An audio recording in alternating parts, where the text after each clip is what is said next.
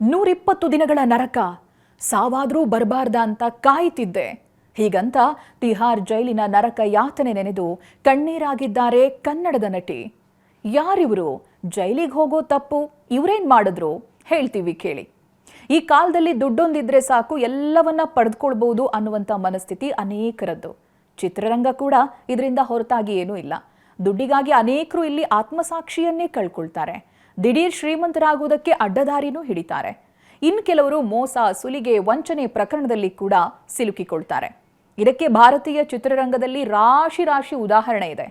ಆ ಪೈಕಿ ಸಂದೀಪಾ ವಿರ್ಕ್ ಅವರ ಬದುಕಿನ ಕಥನ ಕೂಡ ಒಂದು.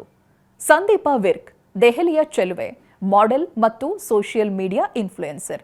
ಇನ್ಸ್ಟಾಗ್ರಾಂನಲ್ಲಿ 1 ಮಿಲಿಯನ್ಗಿಂತಲೂ ಹೆಚ್ಚು ಫಾಲೋವರ್ಸ್ ಹೊಂದಿದ್ದಾರೆ. ಸಂದೀಪಾ ಹೈಬೂ ಕೇರ್ ಎಂಬ ಸೌಂದರ್ಯವರ್ಧಕ ಬ್ರ್ಯಾಂಡ್ನ ಸಂಸ್ಥಾಪಕರು ಹೌದು.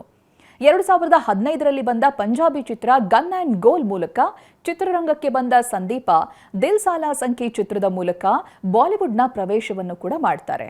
ಧನ್ಯತಾ ಚಿತ್ರದ ಮೂಲಕ ಮಲಯಾಳಂ ಚಿತ್ರರಂಗಕ್ಕೆ ಬಂದ ಸಂದೀಪಾ ಕನ್ನಡದಲ್ಲಿಯೂ ತಮ್ಮ ಅದೃಷ್ಟ ಪರೀಕ್ಷೆಯನ್ನು ಮಾಡಿಕೊಳ್ತಾರೆ.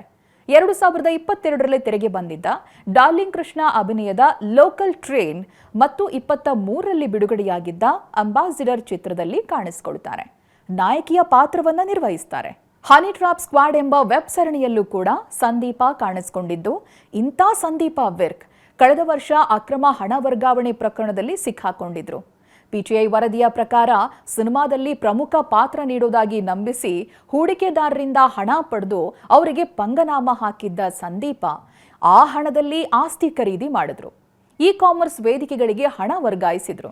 ಹೀಗೆ ಜಾರಿ ನಿರ್ದೇಶನಾಲಯದ ಬಲೆಗೆ ಬಿದ್ದ ಸಂದೀಪಾ ಆಗ್ಲೇ ಹೇಳಿದಂತೆ ಕಳೆದ ವರ್ಷ ಆಗಸ್ಟ್ 14ರಂದು ಬಂಧನಕ್ಕೊಳಗಾಗ್ತಾರೆ. ತಿಹಾರ್ ಜೈಲಿಗೆ ಹೋಗ್ತಾರೆ. ಇದೀಗ ತಮ್ಮ ಈ ಜೈಲಿನ ಅನುಭವವನ್ನ ಸಂದೀಪಾ ಹಂಚಿಕೊಂಡಿದ್ದಾರೆ. ನನ್ನ ಶತ್ರುಗೂ ನನ್ನಂತ ಸ್ಥಿತಿ ಬರೋದು ಬೇಡ ಎಂದಿದ್ದಾರೆ.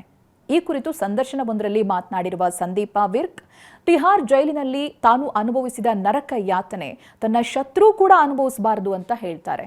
ಮೊದಲ ದಿನ ನಾನು ಜೈಲಿಗೆ ಹೋದಾಗ ದೇವ್ರೆ ನಾನಿದಕ್ಕೆ ಅರ್ಹಳಲ್ಲ ಅಂತ ಕಣ್ಣೀರು ಹಾಕಿದ್ದೆ ಅಂತ ಹೇಳಿರುವ ಸಂದೀಪಾ ವಿರ್ಕ್, ಅಲ್ಲಿನ ಶೌಚಾಲಯಗಳನ್ನ ನೋಡಿದಾಗ ಹಿಂದಿನ ಜನ್ಮದಲ್ಲಿ ನಾನು ಯಾವ ತಪ್ಪು ಮಾಡಿದ್ದೆ ಅಂತ ಮನಸ್ಸಿನಲ್ಲಿಯೇ ಕೊರಗ್ತಾ ಇದ್ದೆ ಅಂತ ನೋವನ್ನ ತೋಡ್ಕೊಂಡಿದ್ದಾರೆ. ಪ್ರತಿದಿನ ನನ್ನ ಸಾವನ್ನ ನಾನು ಜೈಲಿನಲ್ಲಿ ಎದುರು ನೋಡ್ತಾ ಇದ್ದೆ. ಸಾವು ಬಂದು ನನ್ನನ್ನ ಕರ್ಕೊಂಡು ಹೋಗ್ಲಿ ಅಂತ ಪ್ರಾರ್ಥನೆ ಮಾಡ್ತಾ ಇದ್ದೆ ಅಂತ ಸಂದೀಪಾ ವಿರ್ಕ್ ಹೇಳ್ತಾರೆ. ಇನ್ನು ಅವರ ತಂದೆ ತಾಯಿ ಜೈಲಿನಲ್ಲಿ ಅವರನ್ನ ನೋಡೋದಕ್ಕೆ ಬಂದಾಗ ವಿಪರೀತ ನೋವಾಗ್ತಾ ಇತ್ತು ಅನ್ನೋದಾಗಿಯೂ ಕೂಡ ಹೇಳಿದ್ದಾರೆ. ನನ್ನಿಂದಾಗಿ ಅವರು ಜೈಲಿಗೆ ಬರಬೇಕಾಯ್ತಲ್ಲ, ಅವರಲ್ಲಿ ನಾನು ಕ್ಷಮೆ ಕೇಳ್ತೀನಿ ಅಂತ ಹೇಳಿರುವ ಸಂದೀಪಾ, ಈ ಕಡು ಕಷ್ಟದ ಸಮಯದಲ್ಲಿ ನನ್ನ ಕುಟುಂಬದವರು ನನ್ನ ಜೊತೆಗಿದ್ರು, ನಾನು ಯಾರು ಅನ್ನೋದು ಅವ್ರಿಗೆ ಗೊತ್ತಿತ್ತು ಅಂತ ಭಾವುಕರಾಗಿದ್ದಾರೆ. ಮುಂದುವರೆದು ತಿಹಾರ್ ಜೈಲಿನ ಶೋಚನೀಯ ಸ್ಥಿತಿಯನ್ನ ಕೂಡ ವಿವರಿಸ್ತಾರೆ. ಜೈಲಿನಲ್ಲಿ ಮಾನಸಿಕವಾಗಿ ಮತ್ತೆ ದೈಹಿಕವಾಗಿ ಸಂಪೂರ್ಣವಾಗಿ ಕುಗ್ಗಿ ಹೋಗಿದ್ದೆ ಅಂತ ಹೇಳ್ತಾರೆ. ಬೇರೊಬ್ಬರ ಸಹಾಯ ಇಲ್ಲದೆ ನನಗೆ ನಿಲ್ಲೋದಕ್ಕೂ ಕೂಡ ಸಾಧ್ಯವಾಗ್ತಾ ಇರಲಿಲ್ಲ ಅಂತ ಸಂದೀಪಾ ಜೈಲಿನಲ್ಲಿ ತಾವು ಕಳೆದಂಥ ದಿನಗಳನ್ನು ನೆನಪಿಸಿದ್ದಾರೆ. ನೆಲದ ಮೇಲೆ ಮಲಗಬೇಕಿತ್ತು, ಶೌಚಾಲಯಗಳು ಸಂಪೂರ್ಣ ಗಲೀಜಾಗಿದ್ವು, ಪ್ರತಿದಿನ ಅದೇ ದಾಲ್, ಅದೇ ಸಾಂಬಾರ್, 4 ರೊಟ್ಟಿ, ಅನ್ನ, ಆ ಆಹಾರ ಕೂಡ ತಿನ್ನೋದಕ್ಕೆ ಮನಸ್ಸಾಗ್ತಾ ಇರಲ್ಲ ಅಂತ ಭಾವುಕರಾಗಿದ್ದಾರೆ. ಕೆಲವು ಮಹಿಳಾ ಪೊಲೀಸರು ನಮ್ಮ ಮೇಲೆ ಕರುಣೆ ತೋರ್ತಾ ಇದ್ರು, ಆದರೆ ಮತ್ತೆ ಕೆಲವರು ಸಿಟ್ಟನ್ನ ತೀರಿಸ್ಕೊಳ್ತಾ ಇದ್ರು ಅಂತ ಹೇಳಿದ್ದಾರೆ. ಇದೇ ವೇಳೆ ಜೈಲಿನ ಭ್ರಷ್ಟಾಚಾರದ ಕುರಿತು ಮಾತನಾಡಿರುವ ಸಂದೀಪಾ, ಜೈಲಿನಲ್ಲಿ ಹಣ ಇದ್ರೆ ನೀವೇ ಮಹಾರಾಣಿ, ಎಲ್ಲಾ ಕೆಲಸಗಳು ಸುಲಭ ಅಂತ ಹೇಳ್ತಾರೆ. ಸದ್ಯ ಸಂದೀಪಾ ಅವರ ಈ ಹೇಳಿಕೆ ಸೋಷಿಯಲ್ ಮೀಡಿಯಾ ಮತ್ತು ಬಣ್ಣದ ಲೋಕದಲ್ಲಿ ಚರ್ಚೆಯನ್ನ ಹುಟ್ಟುಹಾಕಿದೆ. ತರಹೇವಾರಿ ಅಭಿಪ್ರಾಯಗಳು ವ್ಯಕ್ತವಾಗ್ತಾ ಇದೆ.